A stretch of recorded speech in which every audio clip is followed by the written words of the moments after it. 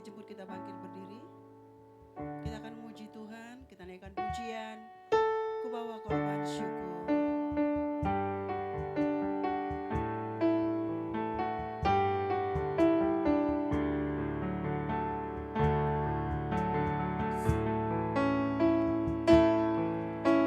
Saat ku masuk ke hadirat-Mu, ku tersungkur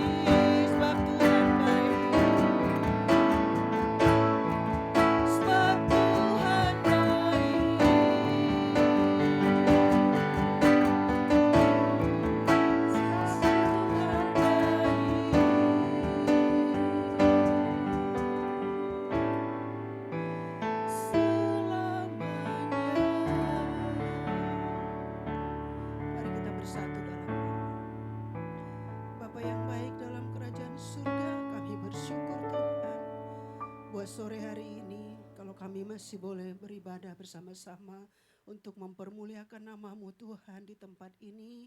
Kami tahu Tuhan karena kebaikan Tuhan dalam kehidupan kami.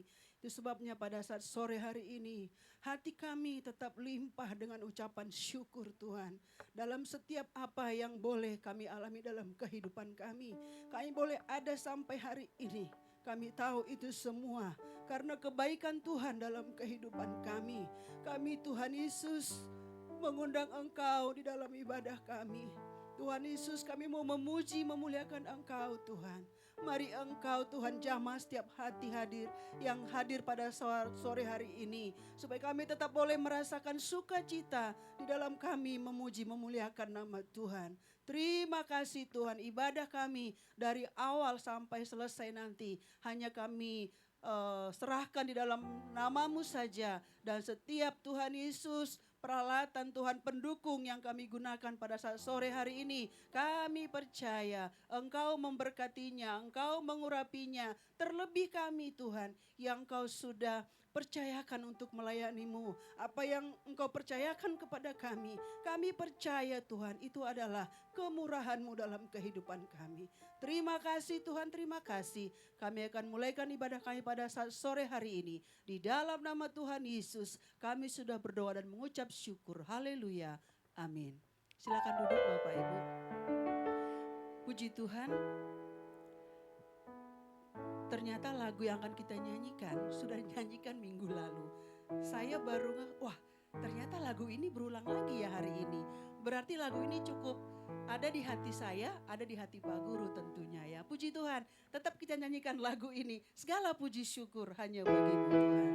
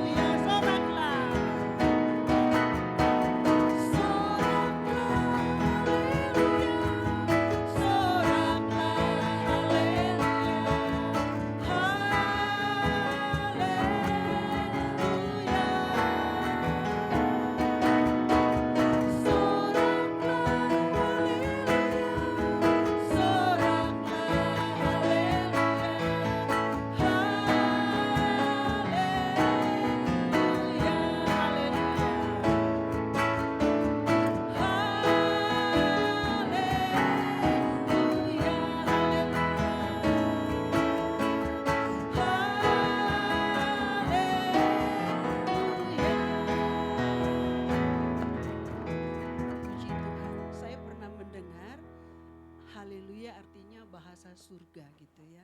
Saya bisa membayangkan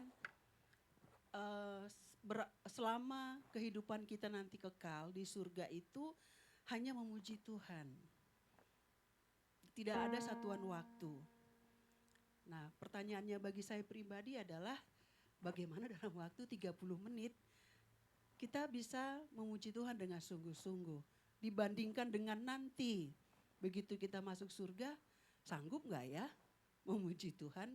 Kalau belum sanggup, ya berarti belum layak dong. Kadang-kadang saya menganalisa introspeksi diri seperti itu. Jadi dibutuhkan pemahaman, pengertian, ketekunan, ketahanan, bahkan semuanya supaya kita layak, ya layak untuk bertemu dengan Tuhan tentunya. Kita lanjut pujian kita, saya jemput kita bangkit berdiri.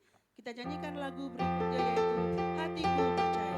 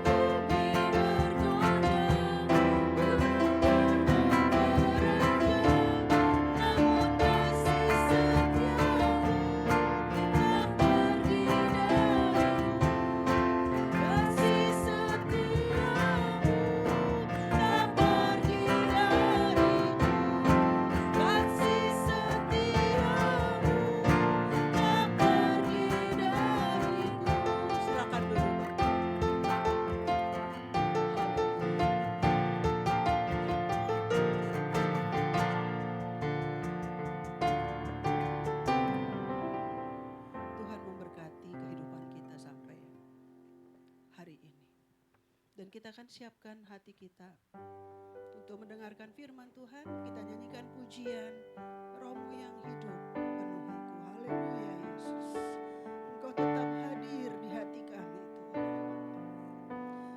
hadir di ibadah kami sore hari ini. Haleluya Yesus.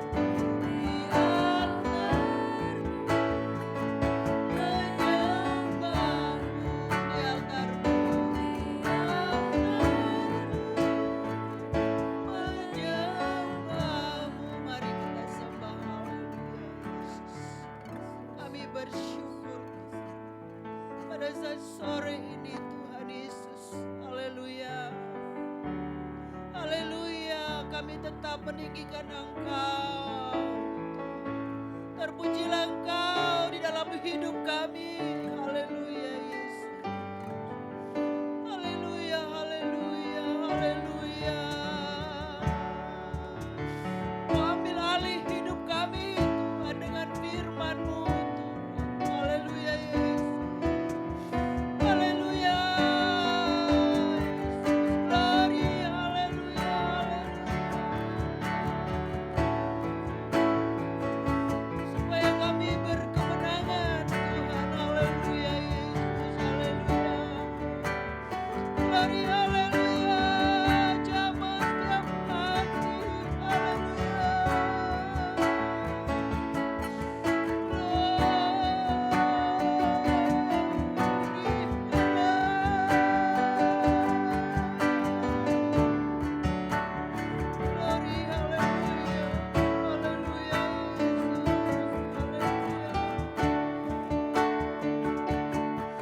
Kami mau membuka hati kami untuk firman-Mu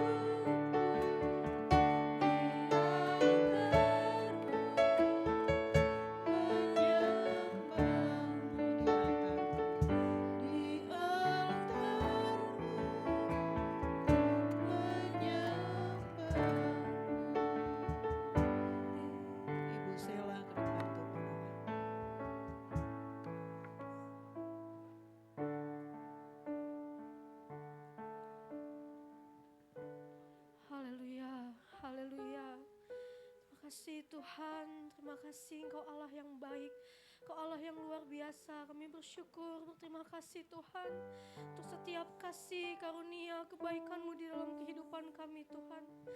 Kalau kami sudah memuji, memuliakan nama-Mu ya Bapa, biarlah setiap puji-pujian yang kami naikkan kepadamu Tuhan boleh menjadi dupa yang harum, menyenangkan, menyukakan hati Tuhan. Saat ini Tuhan, kami juga akan bersiap untuk mendengar firman Tuhan. Kiranya Tuhan yang pimpin, Allah Roh Kudus hadir, Allah Roh Kudus menyertai, Allah Roh Kudus memimpin kehidupan kami ya Bapa. Agar setiap benih firman Tuhan ditaburkan bagi kami, itu boleh tertanam, bertumbuh dan berbuah di dalam kehidupan kami ya Bapa. Kami bukan hanya sebagai pendengar firman Tuhan, tapi kami boleh menjadi pelaku-pelaku firman Tuhan. Terima kasih Tuhan, terima kasih memberkati hamba-Mu yang akan menyampaikan kebenaran firman Tuhan. Pakai bibir lidahnya lebih lagi Tuhan, agar setiap firman yang disampaikan itu berasal dari Tuhan dan kami boleh diberkati. Terima kasih Tuhan, terima kasih. Segala puji, segala hormat, kemuliaan bagi nama Tuhan. Di dalam nama Tuhan Yesus kami siap mendengar firman-Mu. Haleluya, amin.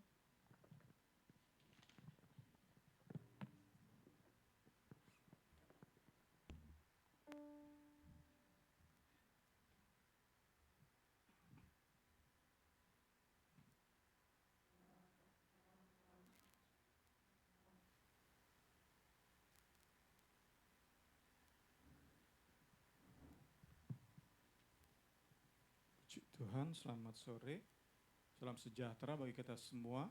Kita bersyukur buat kesempatan indah Tuhan beri, sama-sama kita dalami kebenaran firman Tuhan.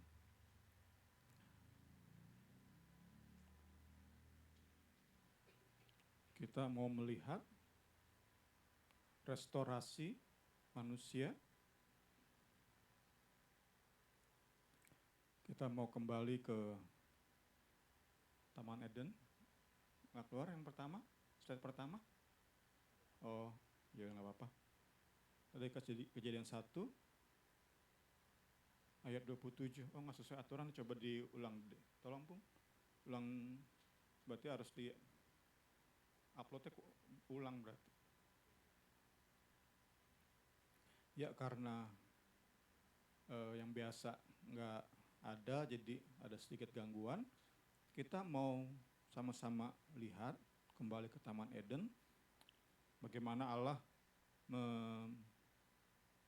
menciptakan manusia, dan kemudian kita dapati bahwa manusia itu menjadi rusak.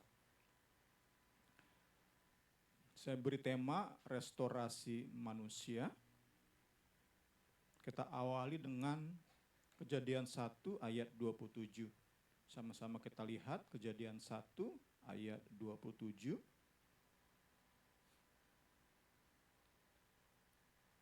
Yang bisa lihat terjemahan sederhana Indonesia, ini yang saya gunakan. Maka Allah menciptakan manusia supaya menyerupai Dia. Kalau dalam LAI itu menurut gambarnya, dalam terjemahan sederhana Indonesia, menyerupai Dia. Allah menciptakan manusia menyerupai Dia. Allah menciptakan mereka, laki-laki dan perempuan.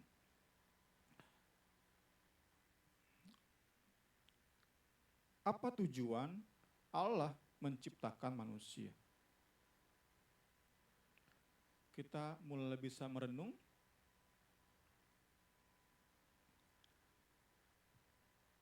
Mengapa, untuk apa Allah ciptakan manusia itu serupa dengan Dia, berbeda dengan ciptaan-ciptaan lain. Dikatakan tadi, Allah menciptakan manusia menyerupai Dia. Berbeda dengan semua ciptaan lain. Karena itu tentu kita bisa yakini fungsi manusia itu spesial. Fungsi khusus yang dimiliki oleh manusia.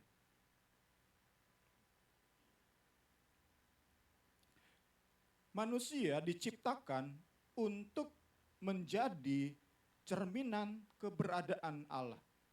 Next. Karakternya, pekerjaannya, relasinya.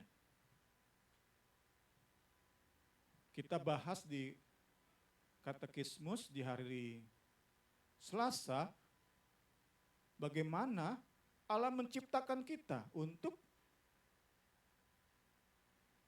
dunia bisa melihat Allah di hidup kita.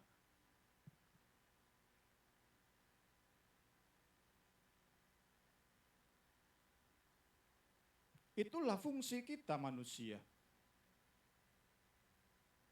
Seperti mikrofon dan speaker ini untuk memperkuat suara, itulah fungsinya. Demikian kita manusia. Ada, diciptakan, dilahirkan, itulah fungsi kita. Kita menghadirkan Allah di bumi ini. Karakternya, pekerjaannya, relasinya, karakternya kudus, pekerjaannya ia memelihara bumi ini.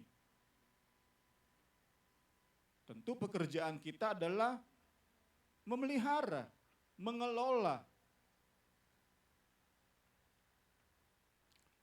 Matahari tetap ada di tempatnya, nggak semakin hari semakin dekat. Itu bukti Allah pekerjaannya adalah memelihara bumi ini. Kalau matahari makin hari makin dekat, bumi sudah habis terbakar. Sudah jadi abu bumi kita ini. Tetapi sedemikian Allah pelihara, inilah pekerjaannya. Dan kita, manusia yang diciptakan menyerupai Dia, kita pun seharusnya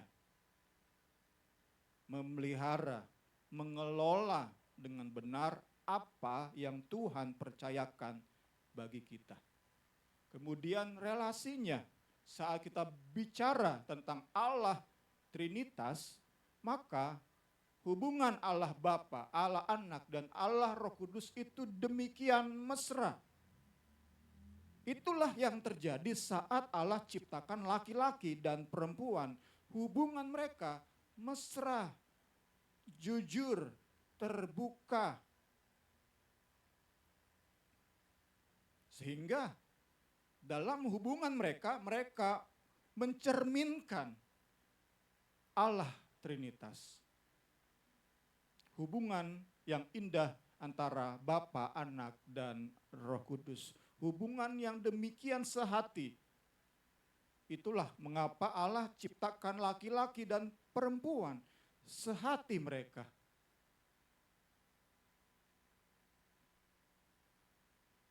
Tetapi kita tahu bersama dosa masuk. Next.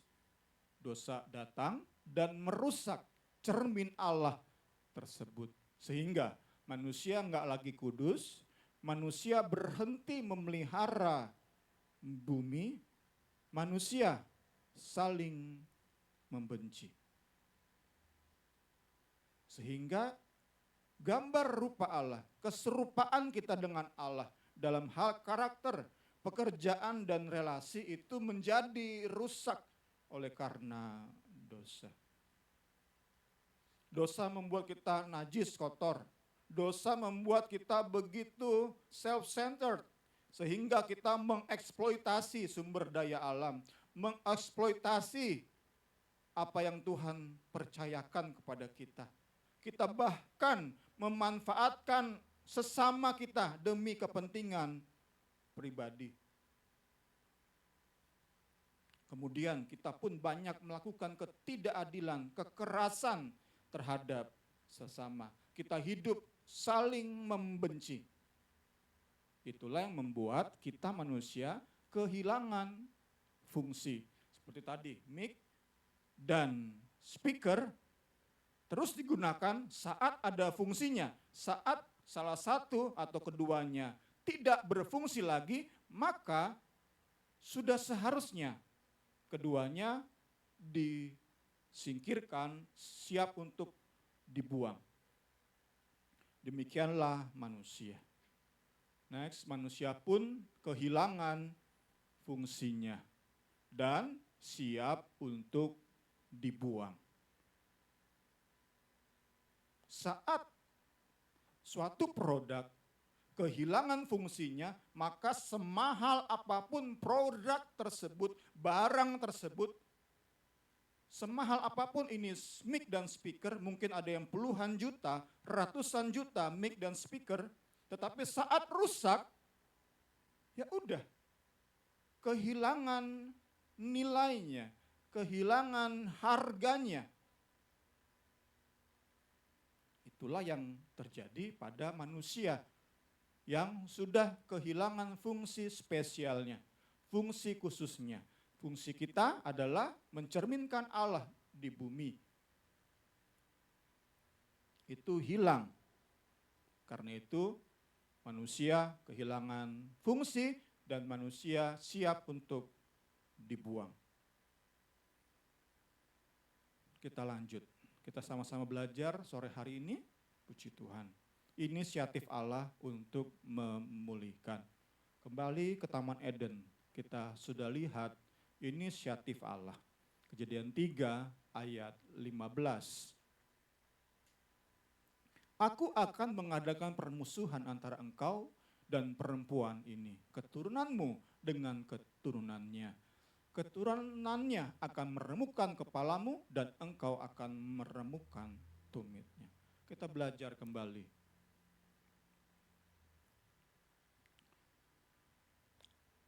Di Taman Eden, ketika manusia kehilangan fungsi, khususnya sebagai ciptaan yang serupa dengan Allah, Allah hadir, Allah berinisiatif hadir, dan Ia di ayat ini katakan menanamkan benih permusuhan antara keturunan Adam Hawa dan keturunan iblis. Next, di hati manusia Allah menanamkan benih permusuhan terhadap si pembawa dosa.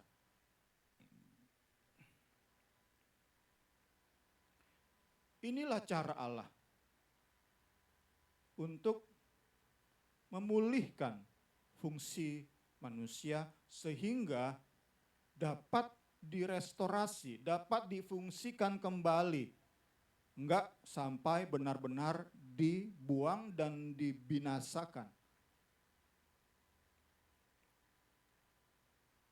Allah menanamkan benih permusuhan terhadap iblis, terhadap dosa. Allah tanamkan benih di hati manusia. Sehingga dengan demikian, next, mereka yang memusuhi iblis, dengan kata lain bersahabat dengan Allah, maka manusia itu berfungsi kembali.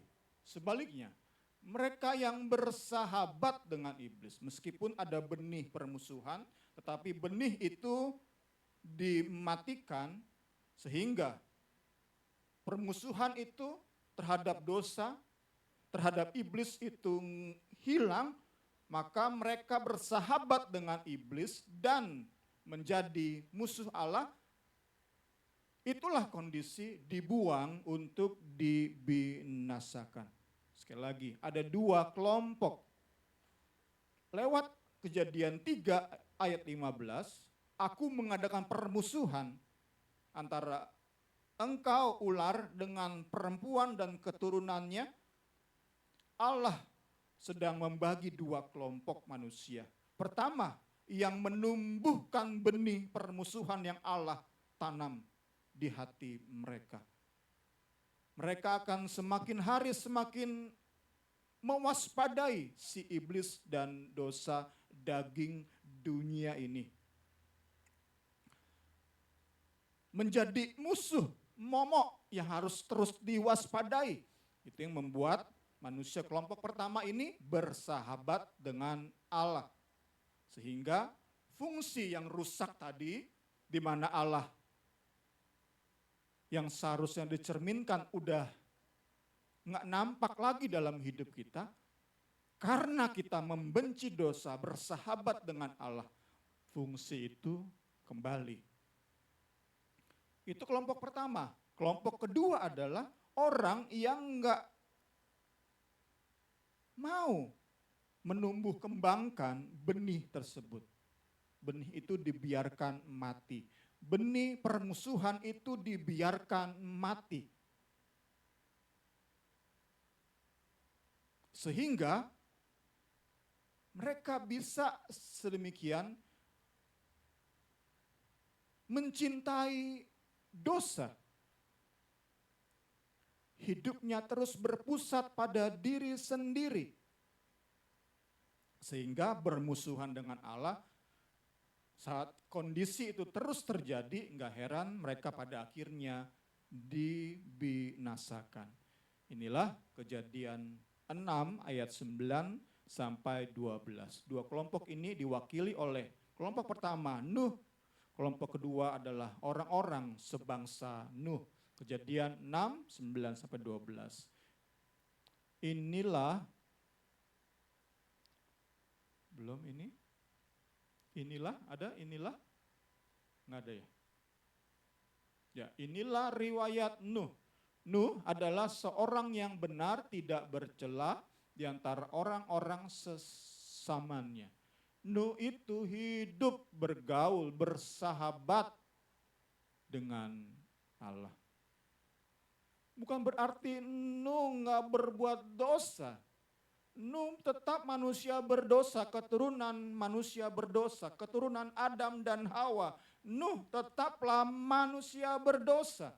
Tetapi Nuh membangkitkan benih permusuhan terhadap dosa.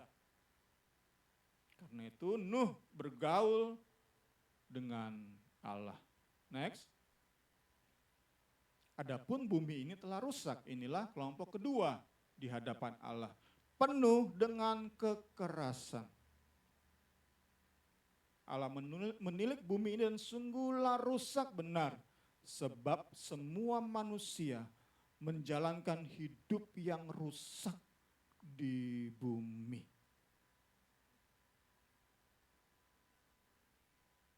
Manusia jadi sukanya tadi ya. Kalau Allah memelihara, manusia senangnya mengeksploitasi, memeras sampai habis, sampai rusak. Khususnya saat kita lihat yang terjadi tengah-tengah bangsa kita. Hutan berhektar-hektar dibabat, ditanami kelapa. Itu membuat bumi ini diperas demikian rupa. Nggak terpelihara bumi ini. Nggak heran banyak bencana terjadi atas bumi ini. Karena apa? Karena fungsi manusia untuk memelihara, mengelola dengan benar bumi ini udah nggak berjalan lagi. Manusia yang penting ada dapat untung sebesar-besarnya. Bumi ini diperas demikian rupa. Manusia sesamanya dieksploitasi juga. Inilah yang terjadi di zaman Nuh. Juga terjadi di zaman sekarang. Kejadian 6 ayat 9 sampai 12. Kita disadarkan saat benih tersebut tidak ditumbuh kembangkan, maka kita akan menjadi orang-orang sebangsanya Nuh. Sebaliknya, saat kita mau membiarkan, mau mengizinkan benih musuhi dosa, musuhi daging, meski kita masih jatuh bangun dalam dosa, tetapi terus kita lihat dosa itu sebagai sesuatu yang berbahaya. Itu akan membuat kita menjadi Nuh. Puji Tuhan. Next, cara manusia mencari nilai. Kita melangkah ke Kejadian 11. Setelah peristiwa air bah, manusia ternyata enggak belajar. Manusia tetap tidak mengikuti cara Allah. Tadi cara Allah adalah membangkitkan benih permusuhan terhadap dosa, terhadap iblis. Tetapi menggunakan cara-cara sendiri untuk memperoleh harga diri. Kejadian 11 ayat 4. Kita tahu bersama ini bicara tentang menara Babel. Juga kata mereka, marilah kita dirikan bagi kita sebuah kota dengan menara yang puncaknya sampai ke langit. Marilah kita cari nama supaya kita jangan terserak ke seluruh bumi. Tetap manusia-manusia yang rusak ini, yang kehilangan fungsi ini, nggak mau berbalik kepada Allah, tetapi cari jalan sendiri untuk merasa punya harga diri, untuk merasa punya nilai, untuk merasa bahwa hidup ini berfungsi. Ini yang membuat Allah marah. Ini yang membuat khususnya saat itu mereka membangun sebuah menara. Cara mereka cari nama, cara mereka memperoleh harga diri, meningkatkan harga diri, menaikkan harga diri, itu mewakili kita semua manusia berdosa ini yang terus dan terus berusaha menaikkan harga diri kita, mengupgrade nilai diri kita dengan cara-cara manusiawi. Kita nggak merasa aman, kita terus merasa insecure. Karena itu ada orang-orang mencari gelar yang banyak sehingga bisa merasa punya nilai diri yang lebih. Atau dengan pendidikan yang tinggi sehingga bisa merasa punya nilai diri yang mahal. Tadi ini bicara semua usaha-usaha manusia. Seharusnya kita memberi diri kembali kepada Allah. Allah yang merestorasi, mengembalikan fungsi kita. Itu cara kerja Allah. Kita kembali kepada Allah. Kita terus punya hubungan dengan Allah, bersahabat, bergaul dengan Allah. Itu yang membuat nilai diri kita itu kembali terrestorasi. Sehingga saat fungsi hidup kita kembali, tentu nilai kita mahal. Harga diri kita naik. Allah yang mengerjakannya bagi kita. Namun yang terjadi adalah banyak kali kita mengikuti pola Kejadian 11 ini. Kita mencari nama, kita mengangkat harga diri kita sendiri dengan pertama tadi, cari gelar yang banyak. Kejar pendidikan setinggi mungkin. Sehingga kita bisa menganggap nilai diri kita lebih tinggi dari lulusan SMA misalnya. Kemudian ada yang mencari jabatan, posisi, kedudukan, kekuasaan yang tinggi. Sehingga bisa menganggap rendah, melihat lebih rendah mereka yang kurang kekuasaan. Ada juga yang dengan mengenakan barang-barang branded, baju, tas, sepatu, supaya orang melihat nilai diri kita naik. Kita menjadi orang yang bernilai tinggi, dipandang bernilai tinggi. Karena kita mengenakan barang-barang mahal, jam tangan mahal, baju mahal, tas mahal, handphone yang terbaru. Itu cara-cara Babel, cara-cara menara Babel. Kemudian ada juga yang agamawi, ingin dihargai orang lain, karena itu ia rajin berdoa. Karena itu ia punya disiplin rohani yang TOP, rajin puasa, kemudian di mana-mana melayani, rajin sekali ibadah, sampai rumah tangganya terbengkalai. Karena ingin dipandang orang sebagai orang yang rohani. Semangatnya sama, prinsipnya sama yang menguasai hati. Ingin menaikkan, mengupgrade harga diri dengan usaha sendiri. Itu intinya. Apa yang terjadi? Kita dapati bahwa semua cara ini, cara-cara manusiawi ini semakin menghilangkan kesadaran kita akan martabat manusia.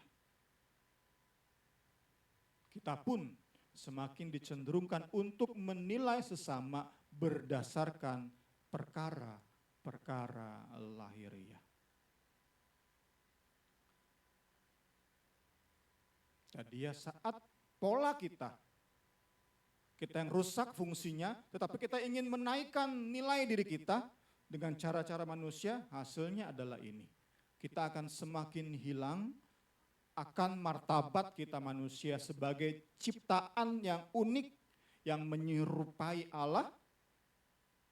Saat kita udah kurang aware, udah kurang sadar dengan kenyataan bahwa kita semua manusia diciptakan turut dengan gambar dan rupa Allah, maka kita akan semakin hari semakin dicenderungkan untuk menilai sesama berdasarkan perkara-perkara lahiriah. Saya ingin beri contoh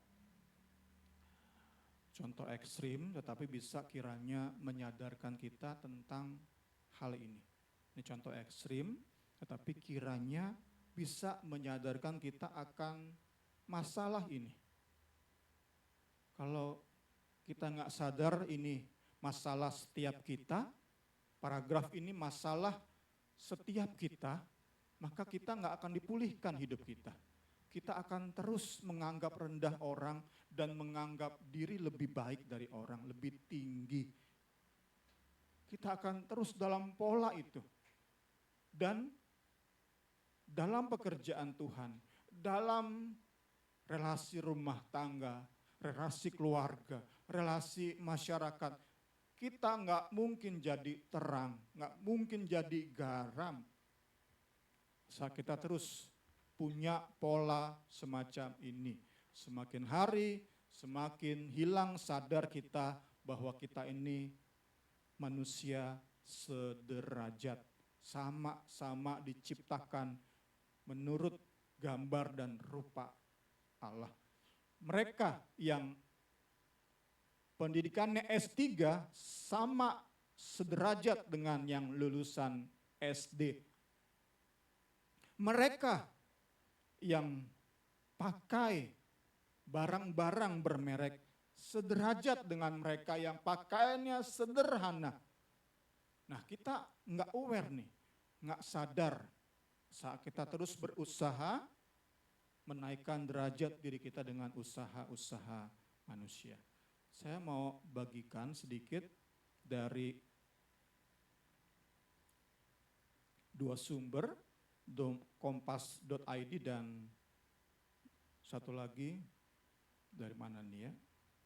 Ya, kita lihat martabat versus nilai nominal manusia. Martabat itu sesuatu yang di atas segala harga. Begitulah secara filsuf abad ke-18, Immanuel Kant mengungkapkannya. Dibedakan nih antara harga itu tunduk pada mekanisme pasar.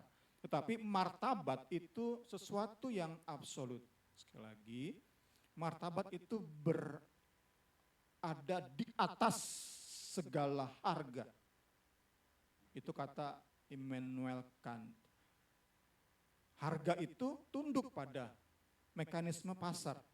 Sehingga kita dapati di Alfamart ada bandrol-bandrol harga-harga. Manusia nggak bisa dihargai seperti itu sebenarnya. Karena manusia bermartabat. Manusia diciptakan serupa gambar Allah. Ini yang diungkapkan Immanuel Kant. Anda tidak dapat menawar martabat. Next. Manusia memiliki martabat selalu tanpa syarat. Bahkan jika mereka sakit, lumpuh, bedridden, atau orang-orang yang udah gak bisa bangun dari tempat tidur. Tetap mereka bermartabat.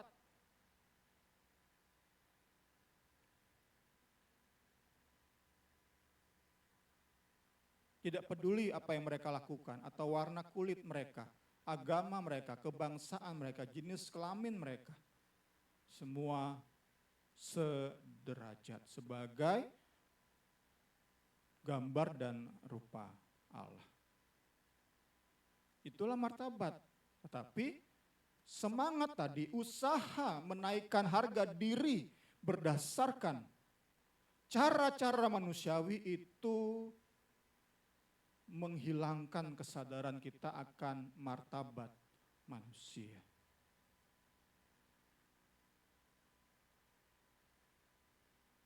Udah rusak, kita ini udah rusak karena udah gak bisa mencerminkan Allah, kita saling merendahkan, saling menganggap rendah, saling sombong. Padahal sesama barang rusak, ciptaan rusak. Inilah kondisi yang menyedihkan, yang kiranya membawa kita kepada perenungan lebih dalam untuk benar-benar punya waktu untuk merenung, untuk koreksi diri sejauh mana saya memahami bahwa saya ini bermartabat, orang lain sesama manusia juga bermartabat.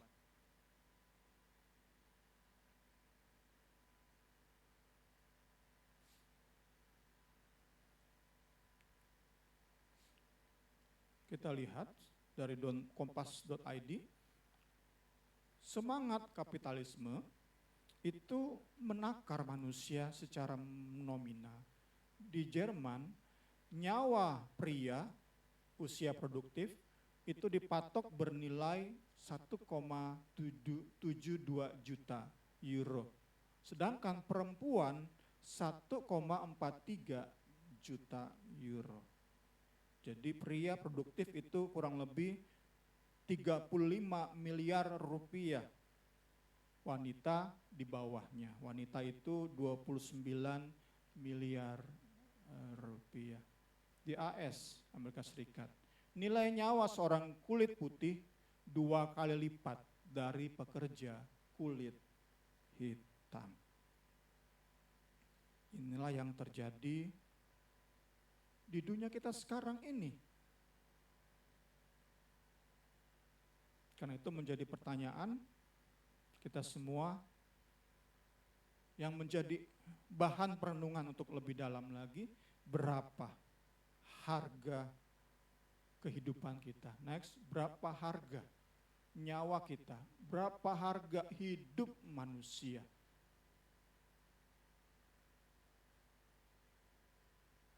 Jangan sampai kita terus merasa diri sudah cukup benar menilai sesama, padahal kita sedang dalam kondisi semakin hari semakin rusak.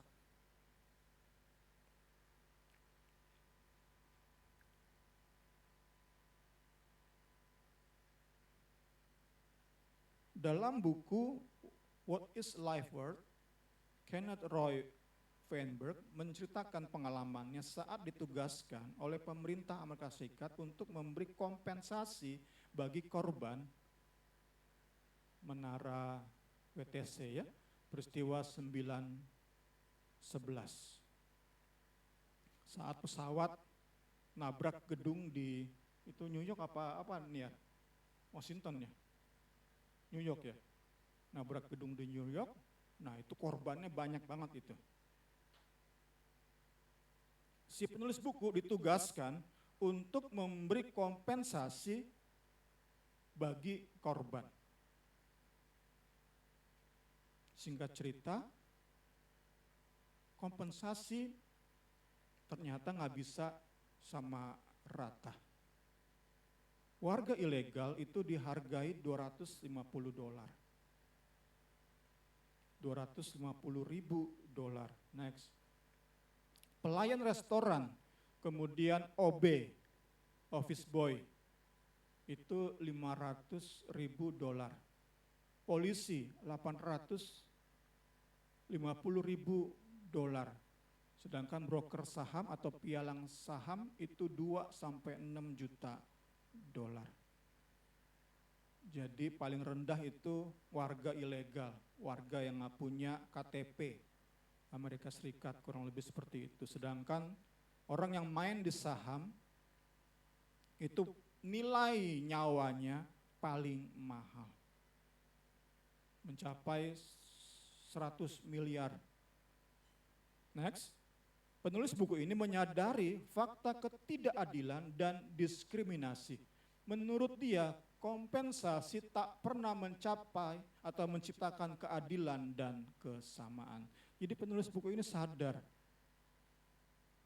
Demikian pula kiranya kita pun sadar saat kita mulai menilai diri kita berdasarkan hal-hal lahiriah, kiranya kita sadar kita nggak akan bisa adil.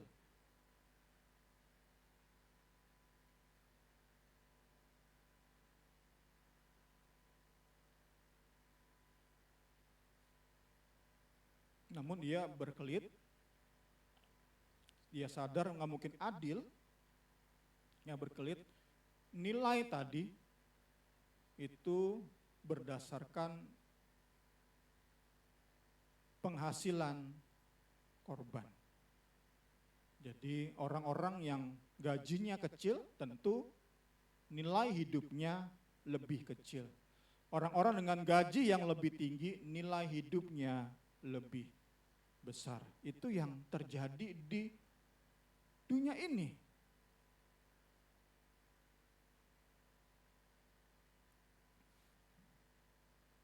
Di dalam bukunya juga ia katakan next, konflik emosional pun bermunculan. Korban mana yang lebih dicintai dan dirindukan? Apakah yang kehilangan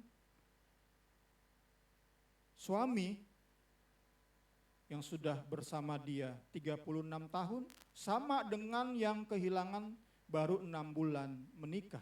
Apakah sama si istri menerima kompensasi?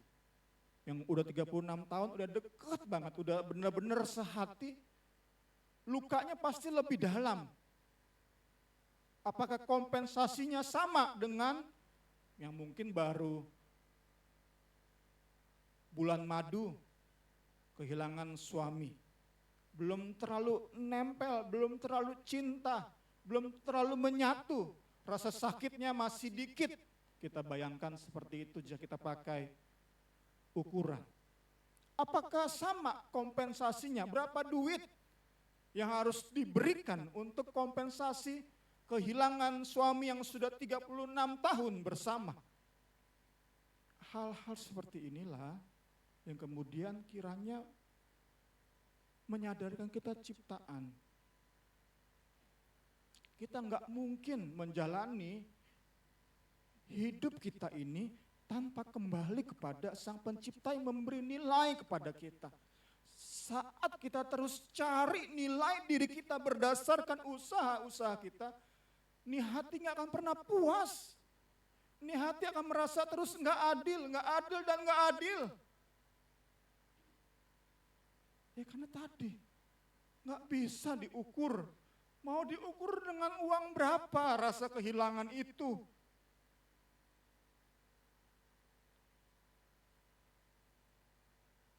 Apakah karena anaknya baru sekolah, kemudian beda perasaannya saat anaknya udah kerja? Sehingga bisa dinilai, kok anaknya udah kerja, kompensasinya lebih tinggi daripada anak saya masih sekolah, sehingga saya kurang sayang kepada dia. Enggak kan? Nah, hal-hal seperti itu yang kiranya menyadarkan kita. Wow, ternyata sama sekali nggak bisa aku mengembalikan nilai hidupku, harga diriku, fungsi hidupku dengan usaha-usaha manusia sekuat apapun kita. Kita harus kembali kepada Allah. Sebagai penutup, pemulihan dalam Kristus. Puji Tuhan, di dalam perjanjian baru setelah karya salib Kristus, restorasi manusia hanya mungkin terjadi di dalam Kristus. Nggak ada cara lain, nggak ada agama lain, nggak ada usaha-usaha lain di luar Kristus.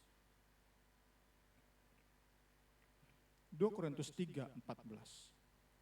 Tetapi pikiran mereka telah jadi tumpul. Sebab sampai pada hari ini selubung itu masih menyelubungi mereka. Jika mereka membaca perjanjian lama itu tanpa disingkapkan. Karena hanya Kristus saja yang dapat menyingkapkannya. Jadi dapat kita katakan agama yang di PL itu adalah cara-cara mendekati Allah. Perjanjian lama itu menjadi gak berarti jika Yesus tidak menjadi yang utama di hidup seseorang. Kita bisa terapkan, kita pun bisa mungkin tiap hari baca perjanjian baru. Terus tiap hari baca, ajak anak-anak baca. Berapa pasal bisa kita baca dalam setahun? Mungkin kita bisa selesaikan dalam setahun kita baca Alkitab. Tetapi saat Kristus tidak menjadi yang utama di hidup kita, selubung berarti masih menutupi kita. Kita nggak akan alami pemulihan. Serajin apapun kita masih berarti menggunakan cara-cara manusia. Kita mungkin rajin melayani tiap minggu beribadah, tetapi sesungguhnya kita masih menggunakan cara-cara manusia. Sehingga enggak heran, bahkan pendeta, saat jemaat kaya datang, wow, salamnya beda. Nunduknya beda, tetapi saat seorang datang pakaiannya lusuh, dipandang sebelah mata. Bahkan pendeta bisa seperti itu. Itu menyadarkan kita benar-benar tanpa Kristus menjadi yang utama di hidup kita. Kita nggak mungkin mengalami pemulihan fungsi. Allah Roh Kudus tolong kita. Next, kita tidak binasa hanya saat dilahirkan kembali untuk memiliki mata yang terbuka terhadap Injil. 2 Korintus 4 ayat 3-4. Jika Injil yang kami beritakan masih tertutup juga, maka ia tertutup untuk mereka yang akan binasa. Yang fungsinya enggak direstorasi. Jadi tadi ya orang-orang baca perjanjian lama. Bangsa Yahudi baca perjanjian lama, kita boleh baca PB tiap hari. Baca Injil tiap hari. Tetapi saat Kristus enggak menjadi yang utama di hidup kita, maka kita adalah orang-orang yang mengalami restorasi. Kita terus, fungsi hidup kita itu udah rusak. Kita akan binasa. Yaitu orang-orang yang tidak percaya, yang pikirannya telah dibutakan oleh ilah zaman ini. Sehingga mereka tidak bisa melihat cahaya Injil tentang kemuliaan Kristus yang adalah gambaran Allah. Terakhir, dan kita sebagai cermin Allah akan semakin dipulihkan. Tadi ya, kelompok Nuh adalah orang-orang yang terus dipulihkan. Kelompok orang-orang sezaman Nuh, mereka yang tertutup terus terhadap Injil. Dan kita sebagai cermin Allah akan semakin dipulihkan. Kita yang terbuka, mata hati kita terbuka, kita dilahirkan kembali. Kristus menjadi begitu mengagumkan bagi kita. Karena Kristus adalah cahaya kemuliaan Kristus, cahaya kemuliaan Allah, gambaran Allah. Kekaguman kita terhadap kemuliaan Allah di dalam Kristus membuat kita semakin serupa dengan Dia. 2 Korintus 3 ayat 18. Dan kita semua mencerminkan kemuliaan Tuhan dengan muka tidak terselubung. Dan karena kemuliaan itu datangnya dari Tuhan yang adalah Roh, maka kita diubah menjadi serupa dengan gambarnya dalam kemuliaan yang semakin besar. Saat kekaguman kepada Kristus itu menjadi bagian hidup kita, maka kita akan semakin hari semakin serupa dengan Allah. Fungsi-fungsi kenapa kita diciptakan serupa dan segambar Allah itu semakin hari semakin dibaharui, dipulihkan. Hidup kita pun terakhir, satu, semakin dikuduskan. Kedua, semakin bijak mengelola apa yang Tuhan percayakan. Tadi ya, kembali ke awal, manusia diciptakan untuk menjadi cerminan karakter Allah, pekerjaan Allah, relasi Allah dalam Trinitas. Maka kita yang semakin hari serupa dengan gambaran Allah yaitu Yesus Kristus, maka pertama hidup kita semakin dikuduskan, hidup kita semakin bijak mengelola apa yang Tuhan percayakan, hidup kita semakin bersehati dengan sesama umat tebusan. Seperti Allah Bapa, Allah Anak, dan Allah Roh Kudus demikian bersehati, maka kita pun akan semakin bersehati dengan, bukan dengan sembarang orang tentunya, dengan orang-orang yang juga lahir baru dan punya mata yang sudah disingkapkan selubungnya, sehingga bisa melihat cahaya Injil tentang kemuliaan Kristus yang adalah gambaran Allah. Kiranya kebenaran firman ini memperlengkapi kita. Kita berhenti, kita enggak lagi melihat sesama berdasarkan hal-hal lahiriah. Kita enggak silau, enggak langsung rendah diri terhadap orang yang gelarnya banyak, pendidikannya tinggi, jabatannya tinggi. Tidak menjadikan kita minder terhadap orang-orang yang mengenakan barang branded. Kita enggak minder terhadap orang-orang yang bercerita bahwa ia kalau berdoa berjam-jam, ia sering berpuasa. Kita enggak minder terhadap orang-orang yang katanya di mana-mana melayani, sudah banyak berkorban melayani. Kita enggak minder. Dan kita pun enggak mau menjadi orang-orang yang tinggi hati dan merendahkan. Meski gelar kita banyak, tetap kita rendah hati. Karena kita tahu banyaknya pendidikan tinggi yang kita peroleh itu hanya untuk kemuliaan Tuhan, hanya untuk memaksimalkan fungsi hidup kita. Jabatan, kekuasaan tinggi yang kita capai, itu alat Tuhan untuk mempermuliakan Kristus. Hidup kita berfungsi dengan lebih maksimal. Disiplin rohani, puasa kita, pelayanan kita selalu kita enggak banggakan. Tetapi itu membuat kita lebih hari lebih terbeban terhadap jiwa-jiwa yang kita layani. Banyak kali ini hati, terus terang saya pribadi, dalam melayani hanya untuk menjalankan tugas.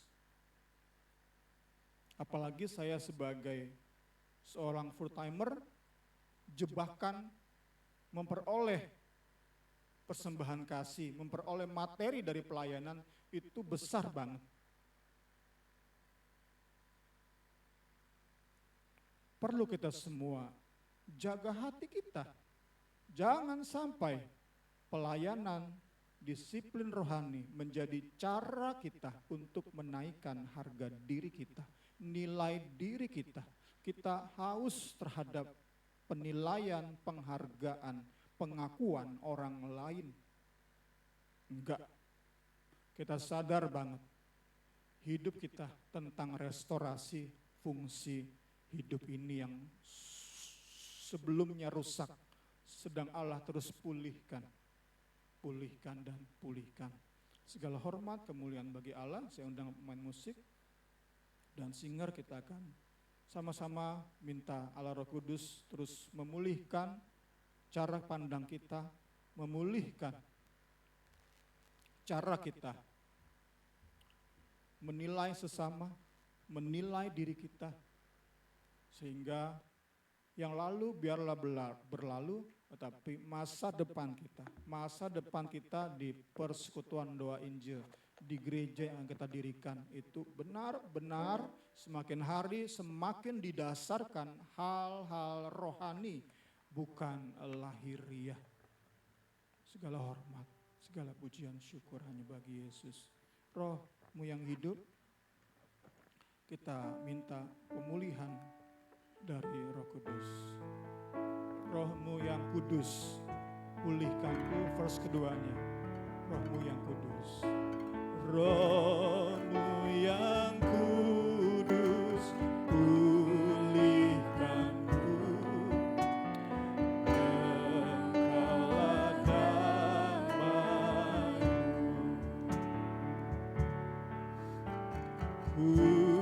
Hidup oleh anugerah-Mu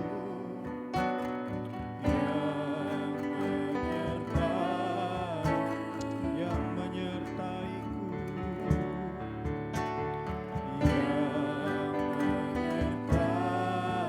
Sama-sama kita berdiri, puji Tuhan.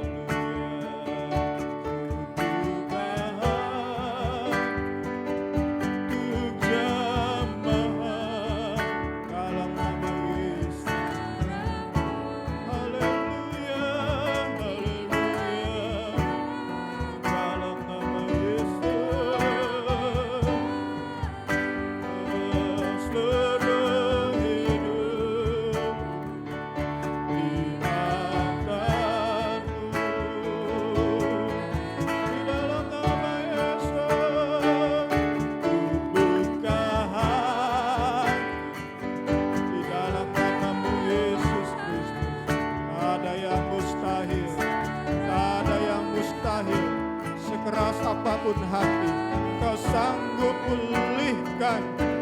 Sekuat apapun tubuh, kuasa-kuasa kegelapan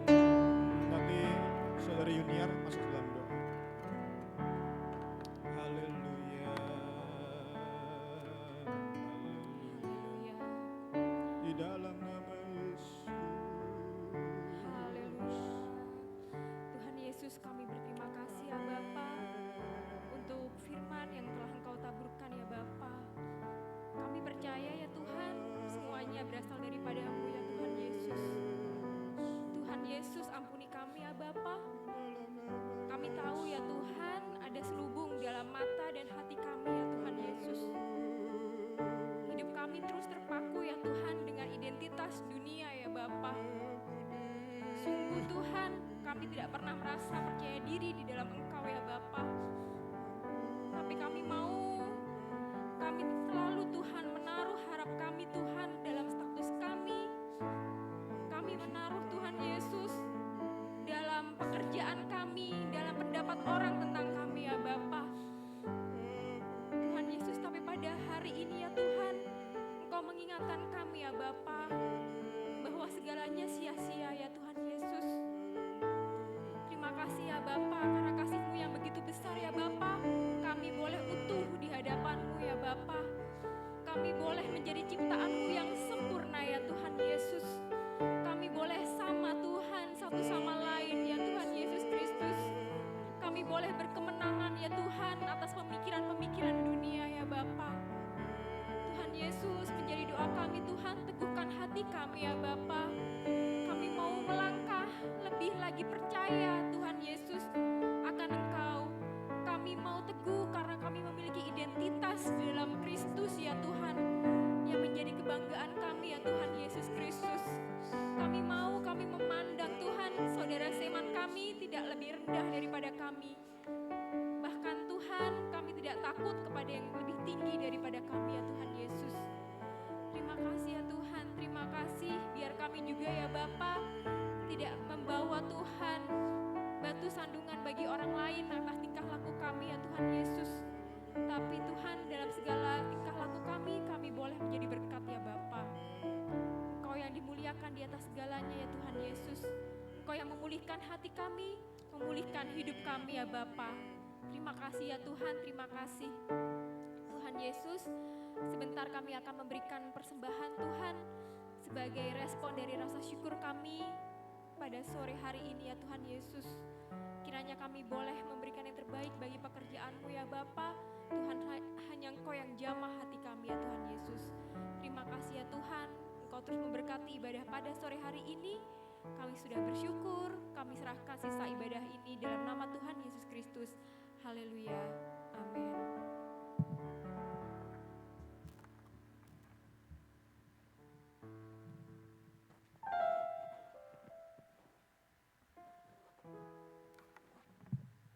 Puji Tuhan, kita akan memberikan persembahan, kita akan nyanyikan lagu segala puji syukur lagi.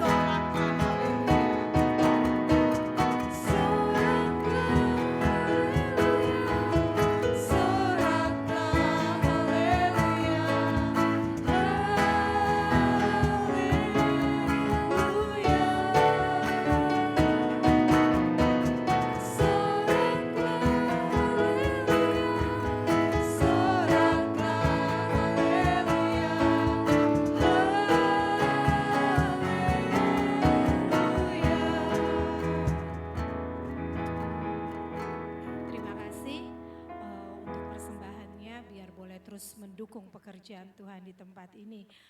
Pengumuman dari kami, hari Rabu di tempat ini ada doa dan puasa jam 6 sore.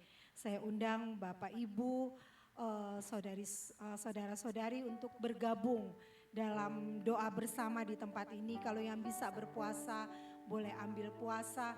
Kita akan buka bersama di tempat ini karena kita sungguh sangat perlu untuk saling mendoakan, untuk saling membantu satu sama lain ya. Biar kita bersahati mempunyai doa syafaat yang sama yang kita sama-sama naikkan kepada Tuhan. Dan Zoom kami juga masih ada setiap hari Selasa dan hari Jumat. Selasa jam 8 pagi, hari Jumat jam 8 malam. Kebalik ya, jam 8 malam dan jam 8 pagi. Itu saja ibadah seperti biasa di tempat ini. Ibadah minggu depan ada ibadah khusus nanti Saudari Niar yang akan berikan pengumuman dan kita juga akan berdoa buat yang berulang tahun. Hari Rabu kemarin anak kami Jesse pas lagi pulang dari Malang berulang tahun genapnya umur 20. Jadi kalau saya sama dia beda 30 tahun, kalau saya 50 Jesse 20. Ulang tahun hari Rabu dan hari ini tepatnya pas hari ini buat Mbak Lin, buat Ibu Lin ya, bertambah umur lagi 1 tahun. Biar kita sama-sama berdoa buat orang-orang terkasih kita ini yang ditambahkan umur lagi 1 tahun, sehat selalu, panjang umur, terus Tuhan pakai lebih lagi dimanapun mereka berada. Tetap terus berdoa buat Mbah Harsono, walaupun kalau kita lihat fisiknya lemah tapi dia semangat untuk beribadah di tempat ini, kita tahu itu semua karena kemurahan Tuhan. Kita juga bantu doa buat Mbak Wiwi walaupun dia tidak ibadah di sini, tapi kita mempunyai saya tahu semua kenal saudara Mbak Wiwi di tempat gereja di Melati. Kita biar mempunyai beban yang sama berdoa buat Mbak Wiwi biar Tuhan terus kuatkan walaupun dalam kondisi tubuh yang lemah, secara medis juga sudah sudah tidak ada harapan, tapi kita percaya kita punya Tuhan yang luar biasa biar terus Mbak Wi tetap kuat. Itu saja pengumuman dari saya, nanti saya serahkan Niar pengumuman untuk minggu depan.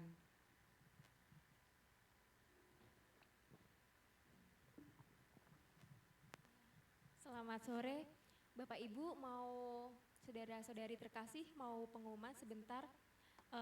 Minggu depan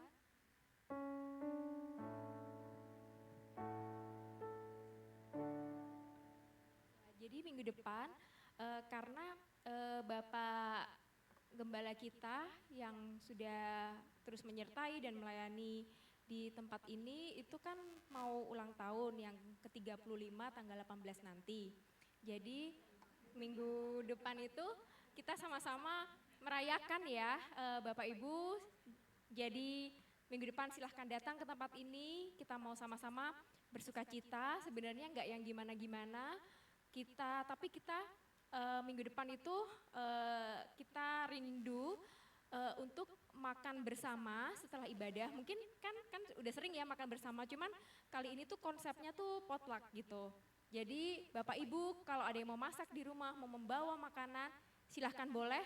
Tapi yang nggak bawa juga nggak apa-apa, nggak ada paksaan ya, jangan sampai nggak bawa nih, nggak mau datang jangan gitu, nggak apa-apa. Jadi fleksibel aja gitu ya. Terserah mau bawa apa, sedikit pun nggak apa-apa, karena mungkin banyak yang bawa. Jadi kalau kita bawanya gede itu takutnya nggak habis juga ya. Jadi sedikit-sedikit nggak apa-apa.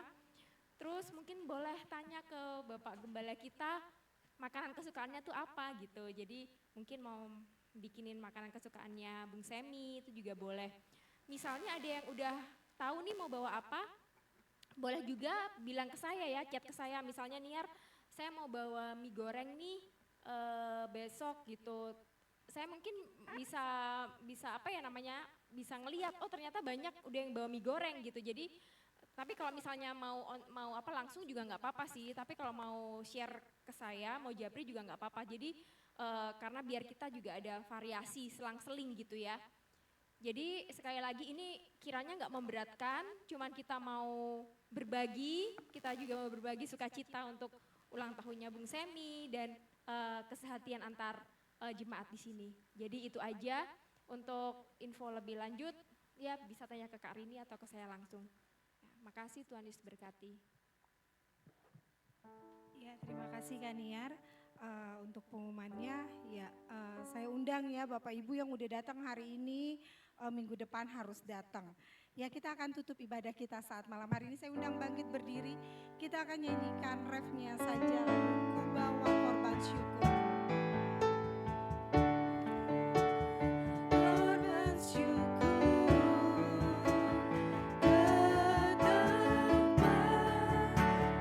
kudus-Mu Tuhan,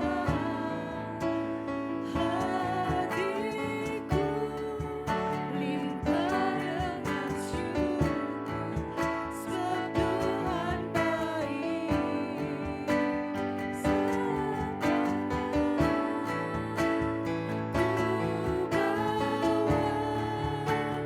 korban syukur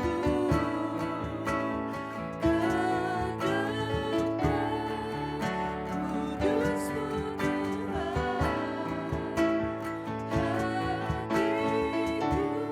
hatiku limpah dengan syukur, sebab Tuhan baik.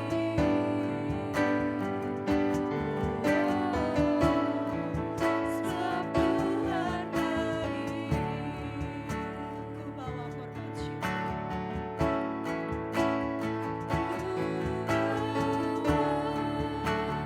Korban syukur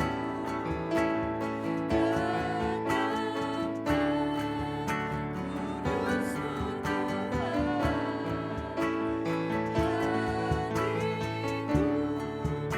limpah dengan syukur, sebab Tuhan baik korban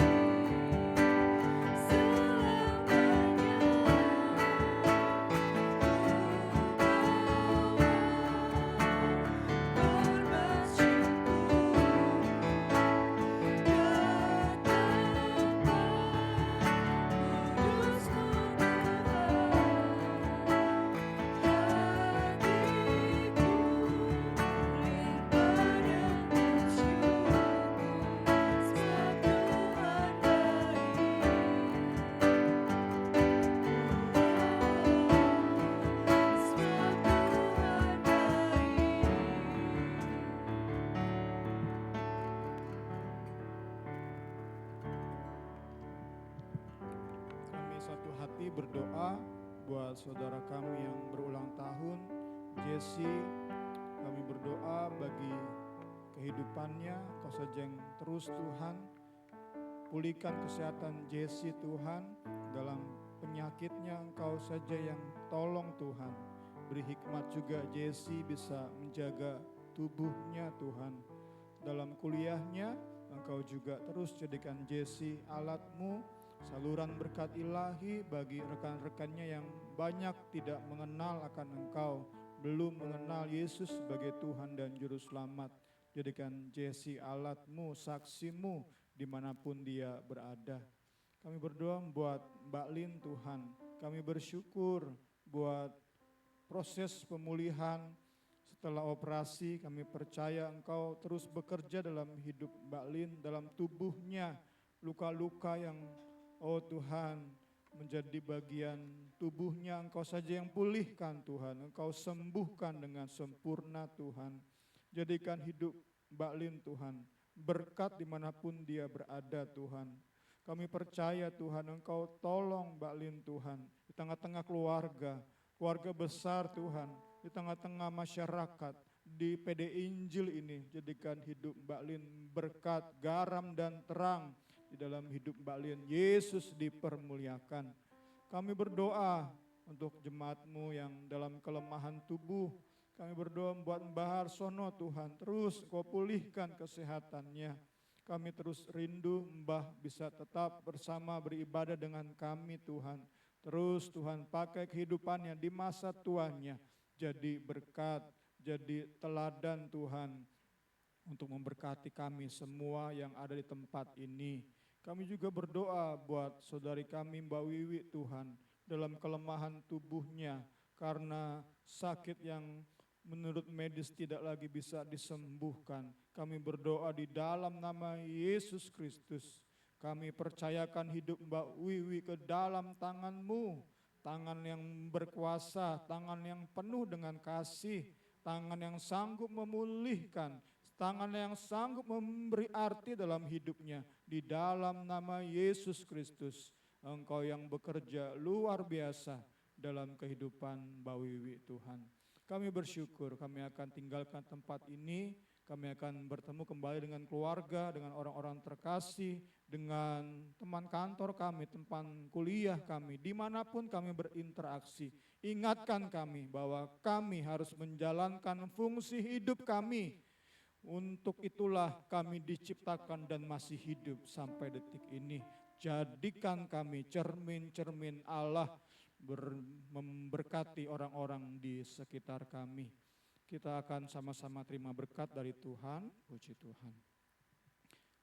Tuhan memberkati engkau dan melindungi engkau. Tuhan menyinari engkau dengan wajah-Nya dan memberi engkau kasih karunia. Tuhan menghadapkan wajah-Nya kepadamu dan memberi engkau damai sejahtera. Berkat Allah Bapa, kasih sayang Yesus Kristus, dan persekutuan Allah Roh Kudus menyertai kita semua hari ini, esok, sampai selama-lamanya. Kita yang sudah terima berkat katakan, amin. Selamat sore, Tuhan Yesus berkati kita semua. Happy birthday.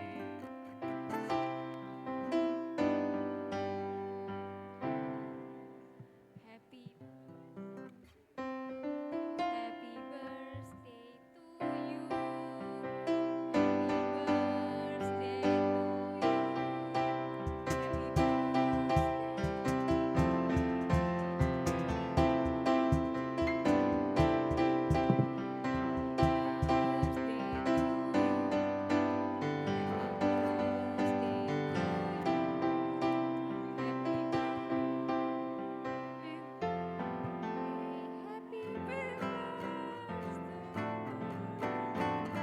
Happy birthday.